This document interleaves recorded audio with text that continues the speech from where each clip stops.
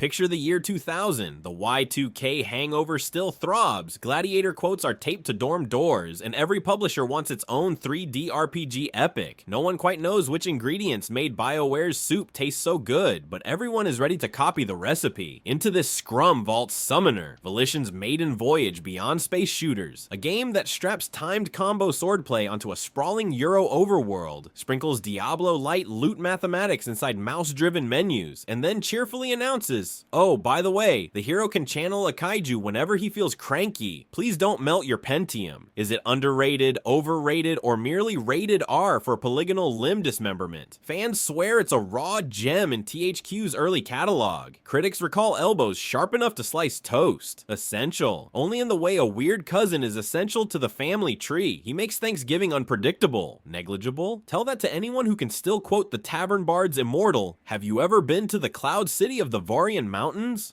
A throwaway improv line that snowballed into one of the internet's first machinima memes. If Morrowind is the thoughtful Tolkien professor, Summoner is the theater kid cousin waving a magic ring, asking whether it matches his chain mail. Historical context, Volition, hot off Free Space 2 accolades, yearned to prove it could world build on foot.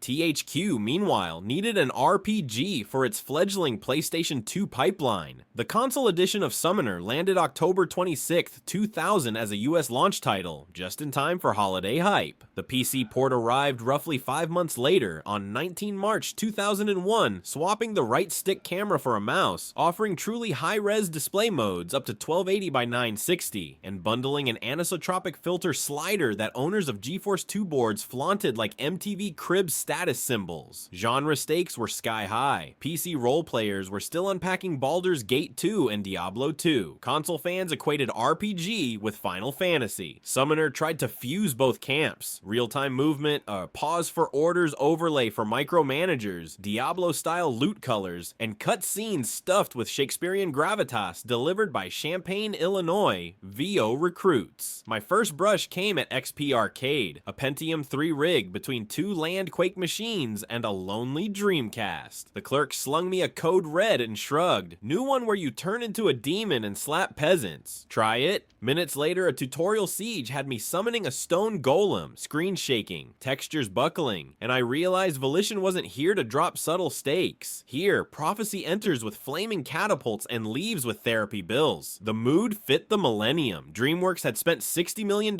marketing The Road to El Dorado. Square readied Spirits Within. Summoner felt like their scrappy Midwestern cousin. No FMV, modest budgets, but massive intent. PC magazines flagged the juxtaposition. Destructible door splinters, handled by simple event scripts, not Volition's later geomod tech, yet UI icons looked like GeoCities clip art. It was the era's aesthetic. 808 dreams, dial-up pipelines, patch files arriving by magazine CD, mechanics, rings, summons, and the combative metronome central gimmick. Joseph of Siren wields 5 magical rings, each housing mythic beasts. Activate 1, your party blinks out and the creature incarnates, sharing Joseph's HP bar. Early summons include a stone golem that swings like a forklift and a fire nova elemental, spewing AoE napalm. Late game unlocks heavy hitters. The Phoenix, the Stormworm Apep, and the screen-dominating Nuvasarim. Kill the summon, and Joseph dies. So every boss fight becomes Pokemon Roulette with permadeath stakes. Swordplay revolves around an early rhythm-action prototype. Land a strike, wait half a second, tap again, chain 2. Repeat for chain 3, and Joseph launches a peasant blender flourish critics alternately loved and lacerated. Miss a beat and damage drops by half. That window narrows as weapon speed rises, turning late-game rapier duels into metronomic mania. My private absurd motif, the chain combo alarm clock, went off louder than Windows' critical battery chime every time I mistimed a link, which was often.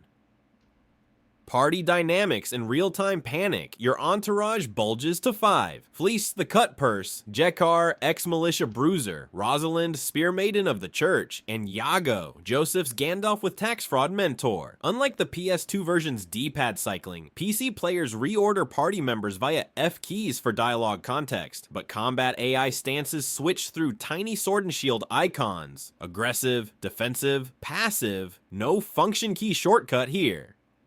Pausing with space opens radial command menus, yet micromanaging at 640 by 480 is eye-strain torture. Imagine prying band-aids off ants. Still, there's joy in switching Rosalind to aggressive, watching her chain lance goblins, then flipping to passive so she pockets mana for emergency heals.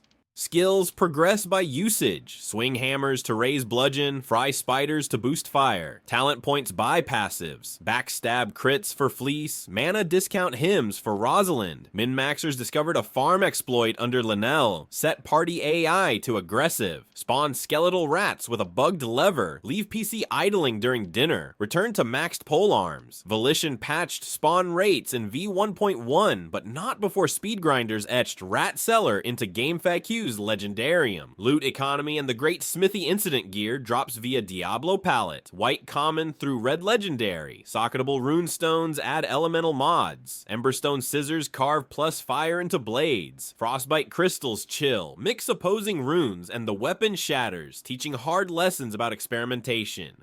Gold flows from crate busting and bandit swords. Vendors track supply demand. Oversell iron sabers, price tanks.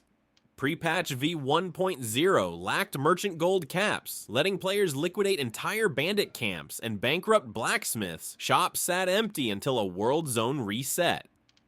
Patch 1.1 added static 20% minimum prices and a 50,000 gold purse ceiling, ending the so-called Great Smithy incident that soft-locked more than one unlucky save. World and quest cadence Medivh strings classical beats onto a cohesive spine. Pastoral Kiran, Plague-haunted Lanil, Desert Durgan Cool, oozing Egyptian iconography, icy Akemos, pounding blizzards, and God Citadel's Chandelier Hall finale. Side quests oscillate between fetch comedy and tragedy. Fetch, harvest boar tusks so a ferryman cuts a discount.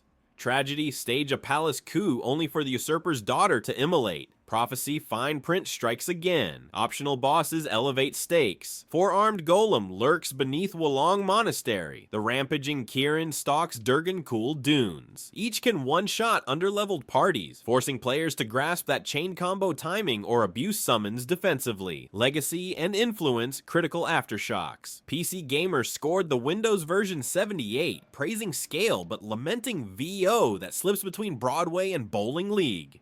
GameSpot lauded timed attacks yet flagged pathfinding bugs. Sales, THQ reported 200,000 PS2 discs by March 2001. No public PC numbers, though first print jewel case runs routinely appear in bargain bins. Evidence of modest but real uptake. Design ripples, timed attack strings resurfaced in Kingdom Hearts and Sudeki. Risk-reward summons echo through Final Fantasy XV's Astral System and Dragon's Dogma's pawn sacrifices. The economy experiment foreshadowed Skyrim's slowly depleting merchant purses. Most memorably, a Volition lip sync test. Joseph and Felice riffing, "Have you ever been to the Cloud City?" Glittering prizes and endless fun. Escape debug builds became a shockwave animation, then an early YouTube meme titled Summoner Geeks. The clip predated Red vs. Blue and taught THQ that dev bloopers could out-viral marketing trailers. They pressed the audio onto E3 2002 sampler discs, Volition's own arc. After Summoner 2002, the studio pivoted to Red Faction Geo-mod spectacle, then Saints Row open world anarchy. Summoner remains a resume footnote, yet dev interviews still cite it as their design playground, a testbed where internal tools matured, including early scripting that would morph into Saints Row's NPC routines. Why didn't it break the platinum ceiling? Timing. PC community was soaking in Baldur's Gate 2 expansions. Console audiences eyed Final Fantasy X. Graphically, Medivh's muddy textures aged overnight when Morrowind flaunted per pixel lighting, and quality of life deficits, tiny loot icons, erratic AI made critics hedge. Still, for every 2 dismissals came one evangelist singing about chain combos that felt tactile 6 years before Mass Effect tried similar rhythms. Closing paragraph plus score, reloading Summoner in 2025 feels like cracking a dusty high school ring binder. Doodled prophecies, algebra scrawls of DPS math, but also flashes of brilliance teachers overlooked. hooked. Its clacky chain combo beat still thrills. Its summon or die tension anticipates Soulsborne Spirit Ash stress. Its vendor economy shenanigans predicted modern sandbox economies. And its dev room blooper birthed one of gaming's earliest viral sketches. At the same time, voice acting somersaults between Royal Shakespeare and DMVQ, UI buttons misalign above 1440p, and pathfinding occasionally roots Rosalind off parapets when Joseph pivots too fast. Net result? 7.6 out of 10. A weathered bronze ring, tarnished at the edges, yet gleaming with ambition, prophetic about where action RPGs would roam. If you've never chained a 7-hit rapier flourish into the screen-darkening phoenix, then watch supply and demand crash an entire blacksmith, you owe your inner millennial at least one pilgrimage to Medivh. Just remember the unofficial widescreen patch, the rat seller grinding trick, and a macro for that absolutely bonkers cheat line.